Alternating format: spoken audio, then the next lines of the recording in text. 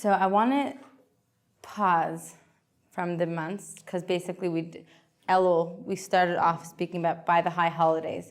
So I want to now take a break and not enter the high holidays and speak about Rosh Chodesh. They do here at Neve. Everyone been here for the Rosh Chodesh breakfast? Yeah, you've been here right for the Rosh Chodesh breakfast. It's really nice. They do a fancier breakfast you get. Or at least it looks fancier because there's colored napkins. I don't know if the food's any different. But what do we know about Rosh Chodesh? Yes. Isn't it a women's holiday? Unique to women. It's for men also, but it's unique, special for women. We'll speak about why. Unique to women, and it's at the first of the month, or it coordinates with times of the month and the times of the moon. Mm-hmm. It's the first of the month. The cycle. Yes. And it's a time for women to come together in a shared and productive way, like taking a class or just coming together in some way. That's nice. That is true. That's really nice. Okay, so unique as for women, the first of the month, it goes according to the lunar cycle. You said it goes according to the moon. Just like women have their cycle, their monthly cycle, so too the moon has its monthly cycle. What else do we know about Rosh Chodesh? Does that have something to do with with the golden calf and how the women did it? Yes, that is the reason why, we're going to discuss, that is the reason why it's unique to women. Because when they were doing the sin of the golden calf, right, when the whole Jewish nation, after leaving Egypt, witnessing the 10 plagues, experiencing the sea splitting, and then Moses went up to the mountain and they miscalculated, much deeper conversation, not for right now. So why did they just wait? They built a golden calf. And they went around collecting jewelry, and they went to the woman saying, okay, we're building this golden calf to worship because Moses isn't coming down.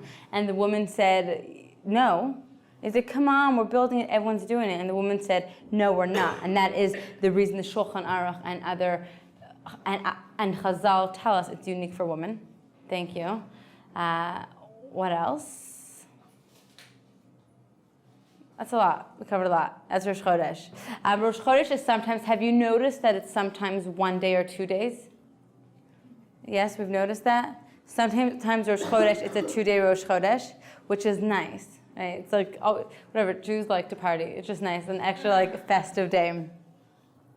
The reason why it's some days, some months, 1 day, and some months 2 days, is because the lunar cycle is 29 and a half days, okay? So some months where there are 30 days in it, right? It is a 2-day Rosh Chodesh. A month where it's 29 days, then it's a 1-day Rosh Chodesh.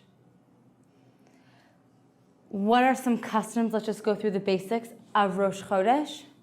Do we do anything different? Any different prayers? Yes, Olivia? We say Hallel. We sing Hallel, which is parts of Tehillim, which David HaMelech wrote, right?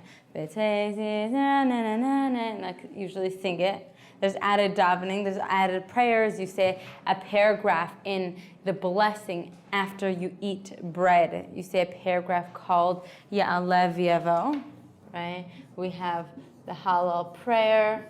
We have Musaf. Basically differences in prayers. It's a day people usually dress up a bit more. Again, it's not a Shabbos. You're allowed to drive a car. It's just a more festive day. Wait, I'm sorry. What are these? These are just, Ya'aleh V'yavo is what we add when we, after blessing. That's the extra paragraph. Extra paragraph. Hallel is the extra prayer. And Musaf is also the extra prayer.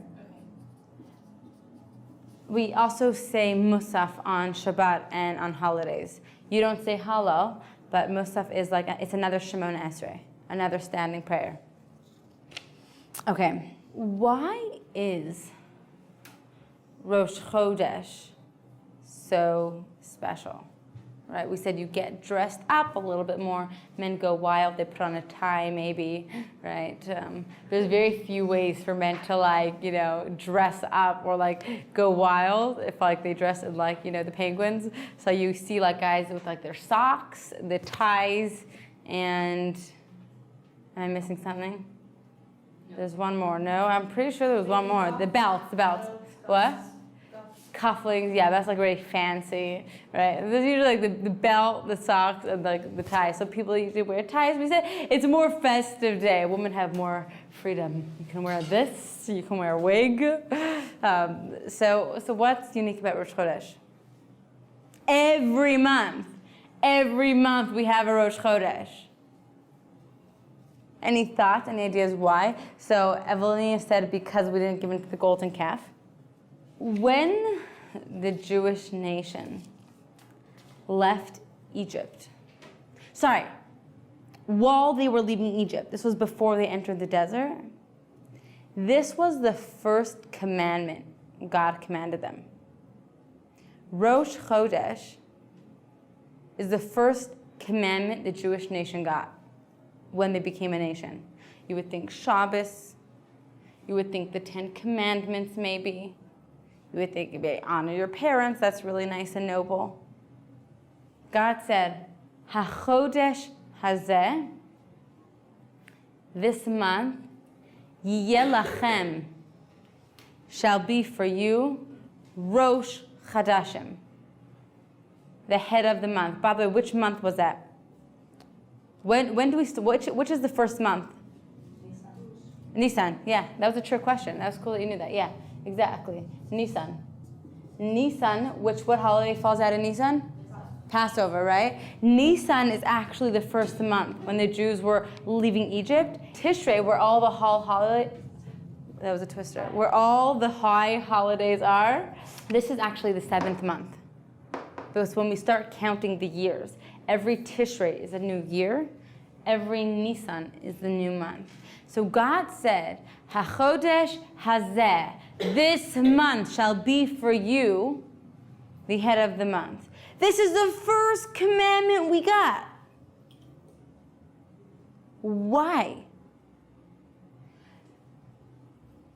What's interesting is nowadays we have a set calendar, right? We know what time Shabbat starts, we know when it ends, we know in a year from now or 5 years from now when Pesach will be, right? It didn't used to be like that. How was Rosh Chodesh calculated? Sophia made eye contact, yes. The moment you make eye contact with the teacher, what? No, because I just understood, because they had, their calendar was going by the moon, so they would celebrate the first of every month, and that's how they would know when it was next month. Yes, that's true, but so how would they know when would be the Rosh Chodesh? So what would happen was, you have the Sanhedrin, which is this high holy court, okay, any judicial system that they had, and you have what we call witnesses, okay? There were people who they would say, hey, is that, obviously it wasn't random, but is that the new moon? And they would go, it had to be more than one witness, it had to be 2 witnesses. And they would go to the Sanhedrin, to this court, and they'd say, we saw the moon, I think today's Rosh Chodesh. They would gather on the 30th every single month. And they'd say, I think we saw the moon. And they'd put them in 2 separate rooms, and they'd question them. Well, where was it? What was the location? What was the size? Which direction? Etc. And if both the accounts were exactly the same, I would say today's Rosh Chodesh. Right? Today's Rosh Chodesh, today's the first day. Or the day before was Rosh Chodesh, now it's a 2-day Rosh Chodesh, depending if the month is 29 or 30 days. Hillel, who was a holy man, foresaw the destruction of the temple, and he put in place a fixed calendar, which is what we have today. That's how we know. But we didn't used to have a fixed calendar. What's amazing is that human beings determined when Rosh Chodesh would be. If it was foggy in the sky and they couldn't see the moon, well, then there was no Rosh Chodesh. They didn't see the moon. If for whatever reason one of the people had a hard time or got stuck in traffic, foot traffic or horse traffic, getting there on time, they would wait and it would be postponed. Human beings were determining when Rosh Chodesh would be, when the holidays would be. When God's saying, HaChodesh Hazeh, this month, Yeh Lachem Rosh Chodashim, shall be for you the head of the month, the first commandment God was giving us was the commandment of proactivity. From the commandment from leave the life of passivity and move forward to a life of proactivity, of taking action. The Gemara tells us what a slave owns, the owner owns. As a slave, I do not have my own anything. What I have belongs to my master. The Jewish nation were slaves for 210 years in Egypt, which means everything was handed to them, so to speak, and they didn't have to make decisions. And God was saying, I am commanding you today to make a Rosh Chodesh. He's saying, I am commanding you today to leave the slave mentality. To leave the mentality that I'm not in charge. This isn't mine. It doesn't belong to me. It belongs to my owner. God's saying, you're out of slavery.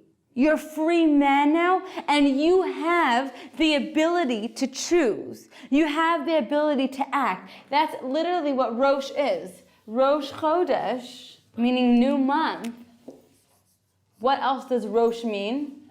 Head, right? It's head. And Chodesh means month. It also means Chadash, which means new. Right? Chadash.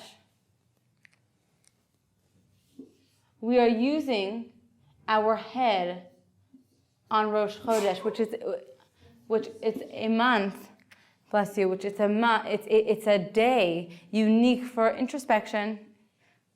You have, bless you, the day before every Rosh Hashanah, you have what's called Yom Kippur Katan. Unfortunately, I've done it once. Unfortunately, it's not really, just personally, not something I'm involved in my life so much just because I tend to forget it. But you have Yom Kippur Katan, which means a mini Yom Kippur. Every Erev Rosh Hashanah, every Erev right before Rosh Chodesh, which is basically added tefillos during that day. Some people fast, right? It's not Yom Kippur, relax. It's not like 12 new Yom Kippurs that you just found out about. Wait, it's before every Rosh Chodesh? Yeah, the day before Rosh Chodesh is called Yom Kippur Katan, which are special prayers that day. Every Rosh Chodesh is the unique time for introspection and where am I going and what am I doing.